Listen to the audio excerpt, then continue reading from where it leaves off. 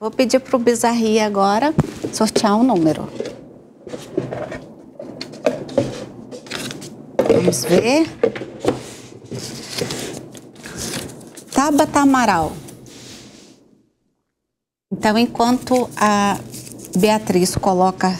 Já está aí? Então, vamos rodar a resposta da candidata Tabata Amaral. Primeira coisa, e aí já vou traduzir porque eu espero fazer como prefeita, é convocar as operadoras de celular para que a gente possa rastrear todos os celulares que foram roubados. Isso a gente vai fazer. Segunda coisa, um trabalho integrado com a Polícia Civil para na hora que uma nova linha é ativado e um aparelho que foi roubado, a gente saber a localização desse aparelho e a gente poder ir até a casa, o comércio, onde quer que seja, para recuperar esse aparelho. Essa é a primeira página. A segunda página, que é tão importante quanto, é você mapear como esse mercado funciona. Quando você consegue falar com a pessoa que comprou o celular roubado, você descobre onde é que ele foi vendido, quais são os boxes, quais são as lojas, quais são as empresas envolvidas, quais são os empresários que estão por trás. Como prefeita, todos os meses eu vou me reunir com o comando da Guarda Civil Metropolitana, com o comandante da Polícia Militar, com o delegado-geral da Polícia Civil, mensalmente. E esse trabalho de coordenação a gente vai replicar nas 32 subprefeituras. Toda a subprefeitura, Brasilândia, Perus, Cidade Tiradentes, Marcilac, todas elas vão ter um centro de controle e segurança.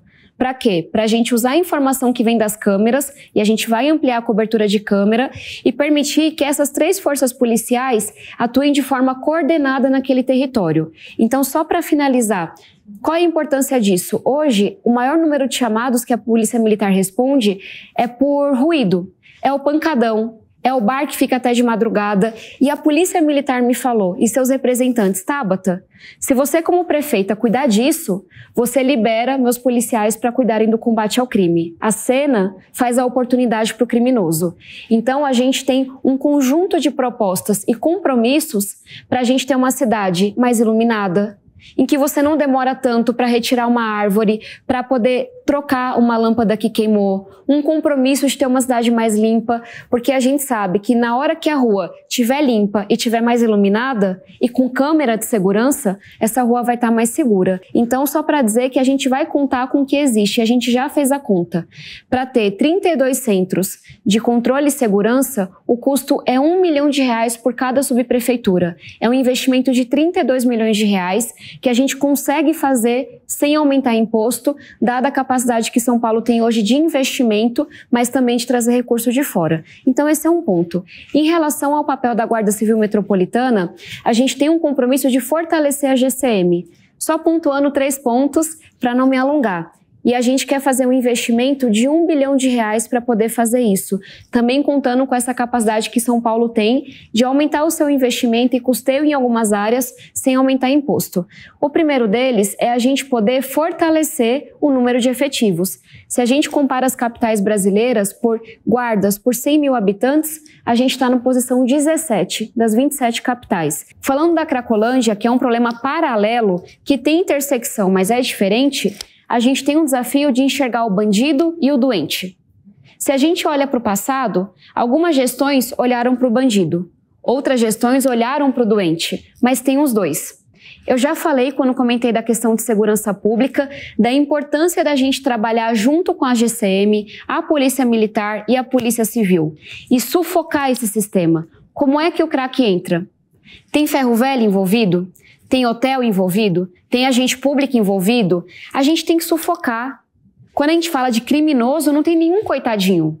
É um sistema que hoje se espalhou pela cidade, mais de 70 pontos de Cracolândia, um lucro por baixo de R$200 milhões por ano, e aí a gente vai atuar, combatendo a lavagem de dinheiro, indo atrás dos estabelecimentos que estão envolvidos, punindo os agentes públicos e garantindo que a gente sufoca. E é ter a mesma firmeza moral para olhar para o doente. A estimativa é que são 1.000 pessoas que estão ali com uma dependência química. São Paulo hoje não tem vaga para acolher. Você pega público e privado, 1.500 leitos para dar conta de inúmeros transtornos mentais na cidade como um todo. Então a gente tem um compromisso. Toda a UBS vai ter uma equipe de saúde mental. Eu não queria começar de novo por você, Alan, mas como você mencionou a questão legal, né, da proposta do candidato Guilherme Boulos. E a candidata Tabata também fala de muitas frentes que necessitam aí, de certa forma, de uma legalidade para serem cumpridas. Queria te ouvir sobre isso. Não, claro. Ilânia, a proposta da candidata Tabata esbarra na mesma questão. Em termos teóricos, em termos de desenho de política, bastante alvissareira a ideia, bastante boa mesmo. Só que, em que medida um prefeito de uma cidade, uma prefeita, conseguirá coordenar esforços de polícia civil e polícia militar, que são órgãos estaduais? O Brasil não conseguiu resolver isso muito bem. Isso vai ter outras discussões do Sistema Único de Segurança Pública.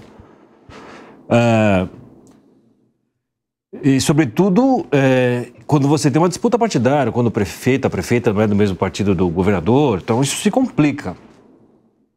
O trabalho que ela imaginou, que ela pretende fazer em termos de colher as informações, onde o celular está, quem comprou, quem vendeu, criar esse banco é uma ótima ideia, mas como isso seria feito na prática?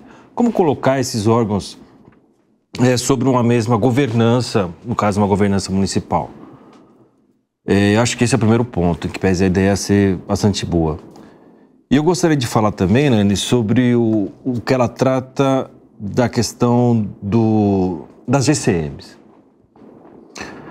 Ela pensa em criar pontos dispersos na cidade, nas subprefeituras. A descentralização é um pressuposto da administração pública, como conversamos, inclusive com o Túlio ali agora há pouco. Mas fazer isso só complica a gestão municipal. Se você tem poucas autoridades hoje no município, estaduais e municipais, fazendo segurança pública com tais problemas, como você vai fazer a governança se isso se espraia, se isso se irradia, se isso se descentraliza? A ideia do território, está na proposta da candidata, ela é bastante bem-vinda, mas traz uma armadilha. Quando você descentraliza, como você fará para coordenar tudo isso? Segundo ela vai ter ali uma reunião, né? Pelo que eu entendi pela fala da candidata. Esse é um ponto marcante e te diferencia dos outros candidatos, mas mais uma vez, quem garantirá que o chefe da Polícia Civil, da Polícia Militar, sentar-se-á com ela, caso seja eleita? Porque não lhe deve subordinação. Sim, exato. Então seriam arranjos políticos muito sofisticados que podem ser feitos. Existem cidades Brasil afora, como Belém, que sim, você tem um prefeito com liderança. Mas São Paulo não tem. Nunca teve, pelo menos, né? Você tem, por exemplo, hoje na Cracolândia, uma disputa. Coisas que a municipalidade faz colidem com coisas que os órgãos estaduais fazem. Isso é conforme eu apurei no campo. Coisas tem um conflito. Perfeito. Como resolver isso? Vou passar para o doutor Túlio. Eu gostei muito da fala do Alan, porque realmente a gente vê na maioria dos candidatos propostas que são viáveis, dependendo do modo em que elas sejam executadas, mas não são coisas que não são feitas e que vai se oferecer algo de diferente, de novo. É evidente que a Guarda Municipal conversa com a Polícia Militar, não existe um isolamento completo e absoluto. É bem verdade que não são ilhas. Então, toda essa integração, interlocução já existe, né? A discussão sobre o Estatuto das Guardas de 2014, de lá para cá, muita coisa se avançou. Existe conversa entre elas. A questão não é dizer, olha, vou sentar e conversar. É como? De que modo? Por exemplo, tem situações que esbarra na lei, esbarra na Constituição. Então, o prefeito tem que dizer claramente, vou brigar para que o Congresso Nacional reforme algumas questões para que seja possível uma integração do tipo A, B ou C. Sem isso, é falar o óbvio, né? Muito embora a fala dela é correta, né? Não estamos negando a validade das ideias dela. A questão é saber um pouquinho mais. Por exemplo, me chamou a atenção aqui a questão dos números. Se ela fala que 1 milhão por subprefeitura, né? Nós estamos falando 32 milhões ano, parece um número grande, mas quem conhece a administração pública sabe que para um município de São Paulo, 32 milhões ano é nada, porque o guarda, ele precisa de reajuste salarial, ele precisa de equipamento, ele precisa de treinamento. Então, se a gente imaginar que são 7 mil guardas municipais, vamos chutar baixo, seria mais ou menos R$200 por guarda no ano. O que isso realmente trará de uma estrutura? Então, se forem esses os números, é evidente que os candidatos têm pouco tempo ali para se expressar, não dá para saber exatamente o modo e a intensidade que eles vão colocar em prática isso. Mas me parece que carece um pouco de concretude, né, essas medidas. É nesse ponto que eu me frisaria. Perfeito. Felipe, o que mais te chamou a atenção na resposta da candidata Tabata? Eu acho que a candidata ela traz algumas questões que são interessantes, também trazidas pelo candidato Guilherme Boulos, que é tratar o problema do roubo e furto de celulares de uma forma um pouco mais colaborativa com outras forças, né? Mas concordando com os outros colegas também, com o que o Alan disse especialmente, acho que a população precisa entender, que o cidadão paulistano precisa entender, é que tem coisas que é difícil da alçada do prefeito ou da prefeita fazer porque não depende da administração municipal, né? Sobretudo no âmbito da segurança pública, né? Então, eu acho que ela traz esse esforço de coordenação, que é muito bem-vindo, é importante, mas, novamente, a gente esbarra no que o Alan trouxe do fato de ser crível, porque isso não depende apenas da administração municipal. Ela trouxe algumas questões em relação a fortalecer a Guarda Civil Metropolitana, que eu achei especialmente interessante, porque ela foca mais em fortalecer e menos em aumento do efetivo, né? O que eu acho interessante, porque aí a gente precisa investir em formação, investir em equipamento, etc. E ela traz alguns números, ainda que esses números, né, possam ser um problema do ponto de vista de serem pouco, enfim, mas cabe no orçamento, né? Pelo menos a 2023 o orçamento da Secretaria de Segurança Urbana é 1,2 bilhão.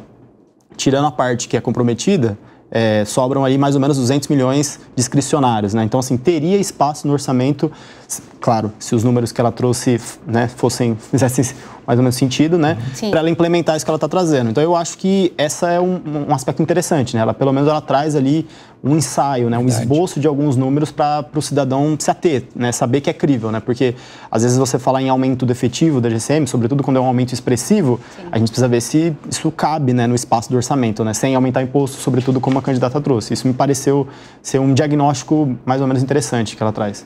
Bacana. Bizarria, vamos terminar com você. Vamos lá. No total, eu concordo com todos os meus colegas, realmente ela é muito bem intencionada, ela começa tentando fazer um diagnóstico que é muito importante, porque sem diagnóstico fica muito difícil de soltar palavras ao vento, né? Então, é importante que ela estabeleça, como o Felipe pontuou, o orçamento da prefeitura, ela tem 1 bilhão e 200 milhões para investir na segurança pública, pelo menos no orçamento passado. Então, existe espaço para ela dar esse fortalecimento. Fez um diagnóstico importante de concentrar esforços, então ela está muito bem intencionada. Agora, ela esbarra num problema legal e num problema que o Alan pontuou, que é exatamente a questão, certo, de coordenar forças que são estaduais, não estão sob a direção dela. A gestão dela. Então, a gestão não é dela e fica muito difícil esse comprometimento, exatamente. Né? Agora, a troca de informações, ela é fundamental. Sem a informação, sem esse fluxo de informação, que o guarda civil, muitas vezes, ele é o primeiro a receber, porque ele está numa estrutura territorial, às vezes privilegiada, e muitas vezes essa informação ela não segue. E ela precisa seguir, porque o ciúme, muitas vezes, de guardar a informação acaba prejudicando o resultado. E se a informação fluir, já é um grande avanço que nós vamos ter, certo, num processo, digamos, de melhoria da segurança em São Paulo.